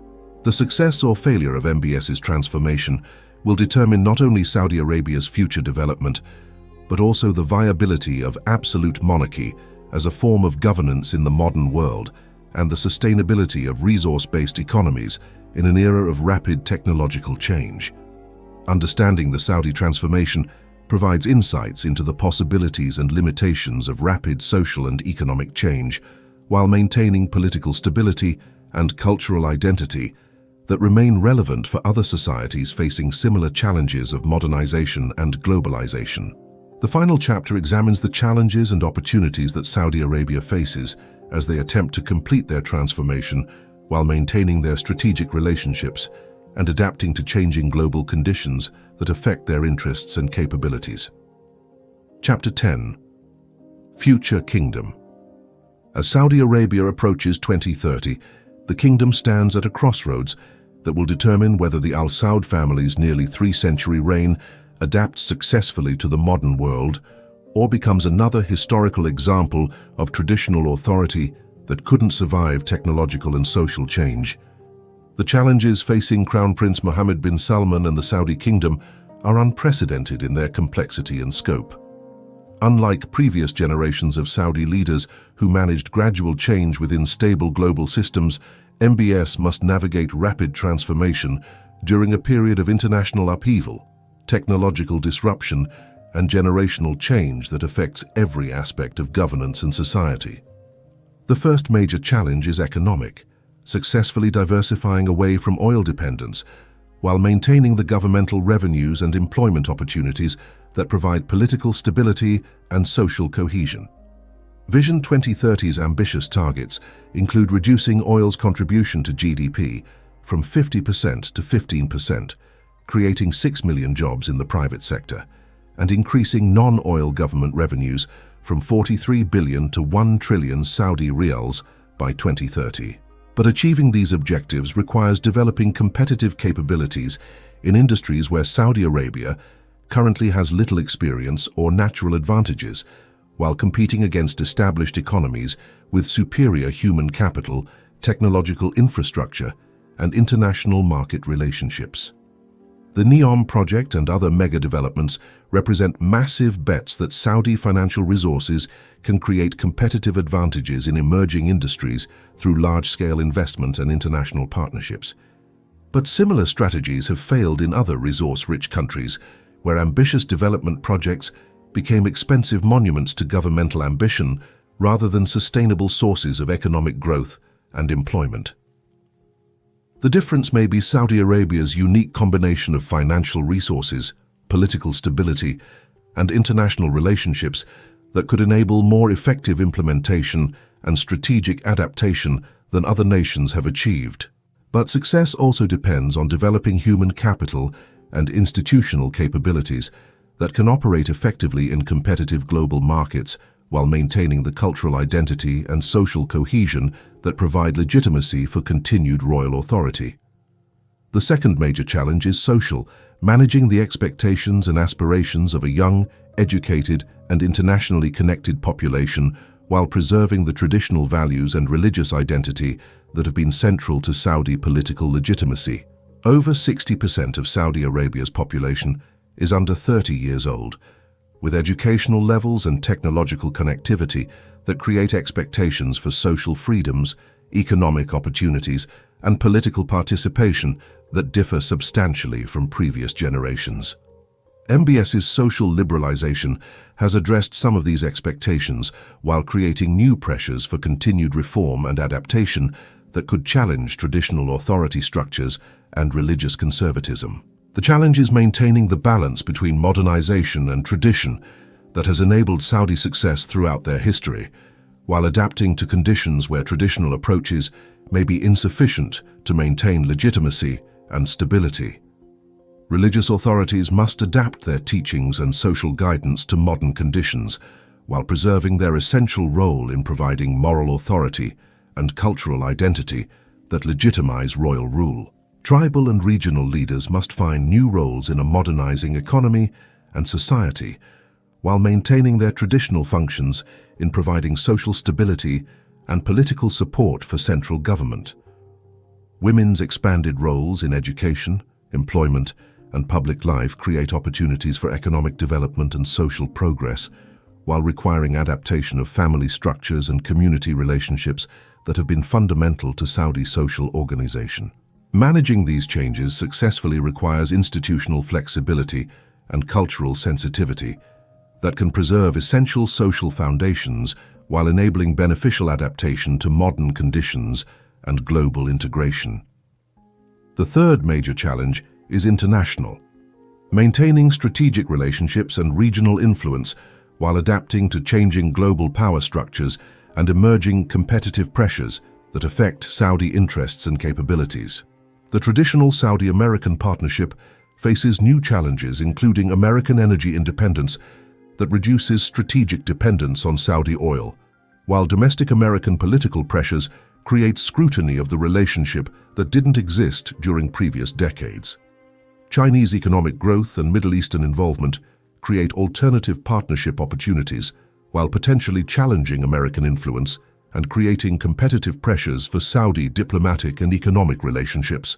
Iranian regional influence and military capabilities create ongoing security challenges that require sophisticated strategies for managing regional conflicts while maintaining international relationships that serve broader Saudi interests. European environmental policies and renewable energy development create long-term challenges for oil market stability while requiring Saudi adaptation to changing global energy systems and climate change policies. The Saudi response has been diversifying international relationships while deepening strategic cooperation with existing partners through enhanced economic, technological, and security cooperation that serves mutual interests. Expanding relationships with China, India, Russia, and other emerging powers provides alternative sources of investment, technology, and markets while reducing excessive dependence on Western partnerships. But maintaining these diverse relationships while preserving essential strategic commitments requires sophisticated diplomacy and strategic planning that can balance competing interests and obligations. The fourth challenge is generational, preparing for leadership transition as King Salman ages and Crown Prince Mohammed bin Salman assumes greater authority while managing potential succession issues and royal family dynamics. MBS's consolidation of power has eliminated immediate succession uncertainties while creating new challenges for maintaining family unity and institutional continuity during his anticipated long reign. The next generation of Saudi leaders will face different challenges and opportunities than those that shaped current leadership, requiring educational and developmental approaches that prepare them for governance in a modernizing kingdom and changing international environment. Managing royal family relationships while maintaining effective governance, requires institutional frameworks and cultural practices that can accommodate diverse perspectives and interests while preserving family unity and political authority. But the greatest long-term challenge may be maintaining the legitimacy and effectiveness of absolute monarchy in a world where democratic governance, technological innovation, and economic development increasingly require transparency, accountability, and participation that may conflict with traditional royal authority. The Saudi experiment in modernizing absolute monarchy, while preserving essential political and cultural characteristics, represents one of the most significant ongoing tests of whether traditional authority structures can adapt successfully to contemporary global systems. Success would demonstrate that effective governance doesn't require democratic institutions if alternative systems can provide prosperity, security, and social development while maintaining legitimacy and adaptation capabilities. Failure would suggest that modernization inevitably requires political democratization, and that resource-based wealth cannot substitute for institutional legitimacy and social participation in sustaining political authority. The outcome will influence not only Saudi Arabia's future, but global discussions about governance, development, and the relationship between modernization and political systems throughout the developing world. Understanding the challenges and opportunities that Saudi Arabia faces as they attempt to complete their transformation provides insights into the broader questions about political adaptation, economic development, and social change that affect societies worldwide.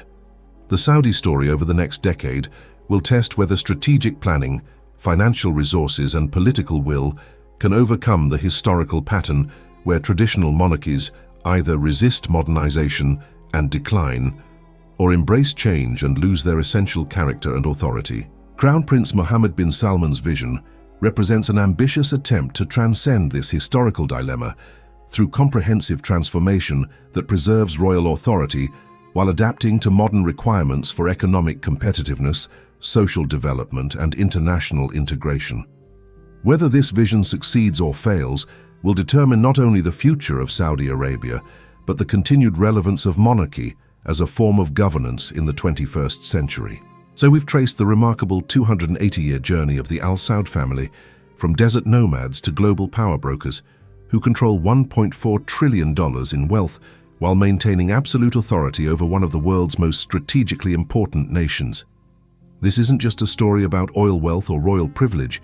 It's about how traditional authority adapted to modern global systems through strategic partnerships, religious legitimacy, and institutional flexibility that enabled survival and prosperity, while other Middle Eastern monarchies collapsed or became ceremonial figureheads. The Saudi achievement is unprecedented in the modern world. They've maintained absolute monarchy for nearly 3 centuries, while building one of the world's largest economies, exercising global influence through energy markets and international investment, and preserving cultural and religious identity during periods of rapid change that destroyed other traditional societies. But their success came through deals with America that most people have never heard of, but that fundamentally altered how global finance and international relations operate. The Petrodollar Agreement of 1974 wasn't just about oil sales. It created the financial architecture that supports American global dominance while giving Saudi Arabia influence over international economics that extends far beyond their petroleum production. When Saudi Arabia threatens to sell oil in currencies other than dollars or diversify their treasury bond holdings, they're not just making business decisions.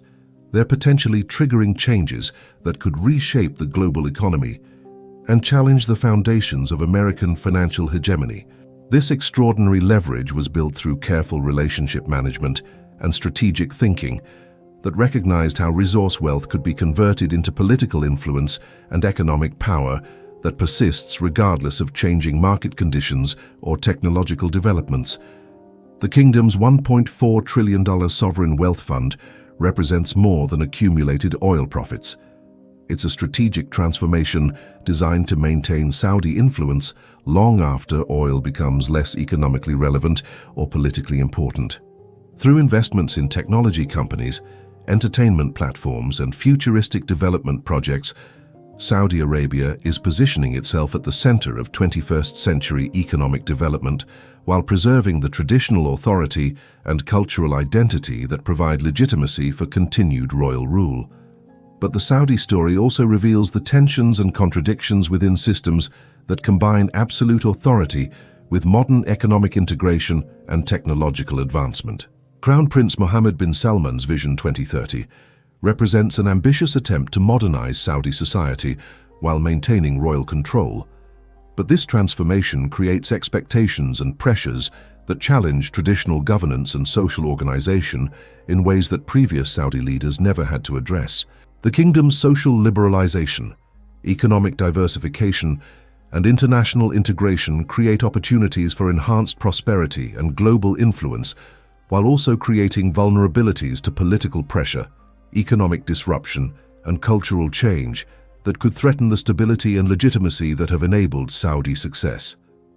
Understanding the Saudi experiment provides crucial insights into broader questions about governance, economic development, and social change that affect societies worldwide. Can absolute monarchy adapt successfully to modern global systems that increasingly emphasize democratic participation, economic transparency, and social accountability? Can traditional religious and cultural authority maintain legitimacy in societies with educated, connected populations that have access to alternative values and political models? Can resource-based wealth provide sustainable foundation for political authority and economic development? Or do modern societies eventually require more diverse and participatory approaches to governance and economic organization? The Saudi story suggests that these questions don't have simple answers. Traditional authority can adapt and survive under modern conditions if it provides prosperity, security, and social development while maintaining flexibility and strategic thinking that enables continued adaptation to changing circumstances. But this adaptation also requires balancing competing pressures and managing contradictions that become more complex and challenging as societies become more integrated with global systems and exposed to alternative models and expectations. The Petrodollar partnership with America that enabled Saudi transformation also created dependencies and obligations that constrain Saudi policy flexibility while making their continued success partially dependent on maintaining relationships and strategic alignments that may become more difficult as global power structures change and American priorities evolve. Chinese economic competition, renewable energy development, and multipolar international order create both opportunities and challenges for Saudi strategy that require continued adaptation and innovation to maintain their influence and prosperity. Whether Saudi Arabia can successfully navigate these challenges while completing their transformation from oil-dependent monarchy to diversified global economy will determine not only their future prosperity, but the continued viability of absolute monarchy as a form of governance in the modern world. The success or failure of Vision 2030 and Mohammed bin Salman's modernization program will provide crucial evidence about the possibilities and limitations of rapid social and economic transformation while preserving traditional political authority and cultural identity. But perhaps most importantly, the Saudi story demonstrates how strategic thinking, institutional flexibility, and effective partnership management can enable smaller nations to exercise global influence and maintain political independence despite the pressures and constraints of international systems dominated by larger powers. The Al Saud family's ability to leverage geographic position, natural resources, and cultural authority into lasting political power and economic influence provides lessons that remain relevant for other developing nations seeking to enhance their sovereignty and prosperity in competitive global environments. Their approach of combining traditional legitimacy with modern capabilities, religious identity with technological advancement, and absolute authority with strategic partnerships offers an alternative model to purely democratic or purely authoritarian approaches to governance and development.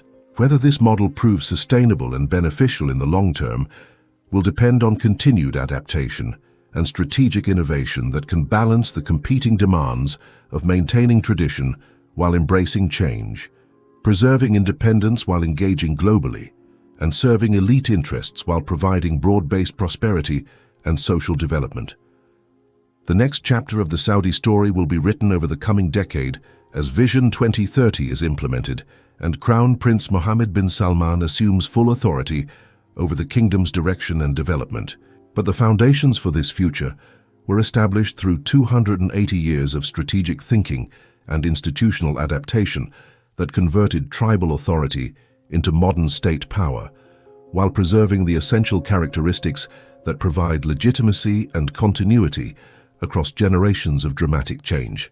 Understanding how the Al Saud family built their kingdom through deals with America reveals not just the history of Saudi Arabia, but the hidden mechanisms through which global power operates and how traditional societies can adapt to modern challenges while maintaining their essential identity and authority. The $1.4 trillion kingdom they've created represents one of the most remarkable success stories in modern political and economic development, but also one of the most complex and challenging experiments in balancing tradition and modernity that continues to evolve and adapt to changing global conditions. Whether this experiment ultimately succeeds or fails will influence discussions about governance, development, and cultural preservation that affect societies throughout the world as they grapple with similar challenges of maintaining identity and authority while adapting to global integration and technological transformation. Keep questioning how power really works, whether it's economic, political, or technological. The Saudi story reminds us that understanding historical partnerships and institutional relationships is crucial for evaluating contemporary claims about who controls what in our increasingly complex global system. Until next time, stay curious and stay engaged with the complex institutional realities that determine whether economic innovation serves broad prosperity or concentrates power in ways that challenge democratic governance and social welfare.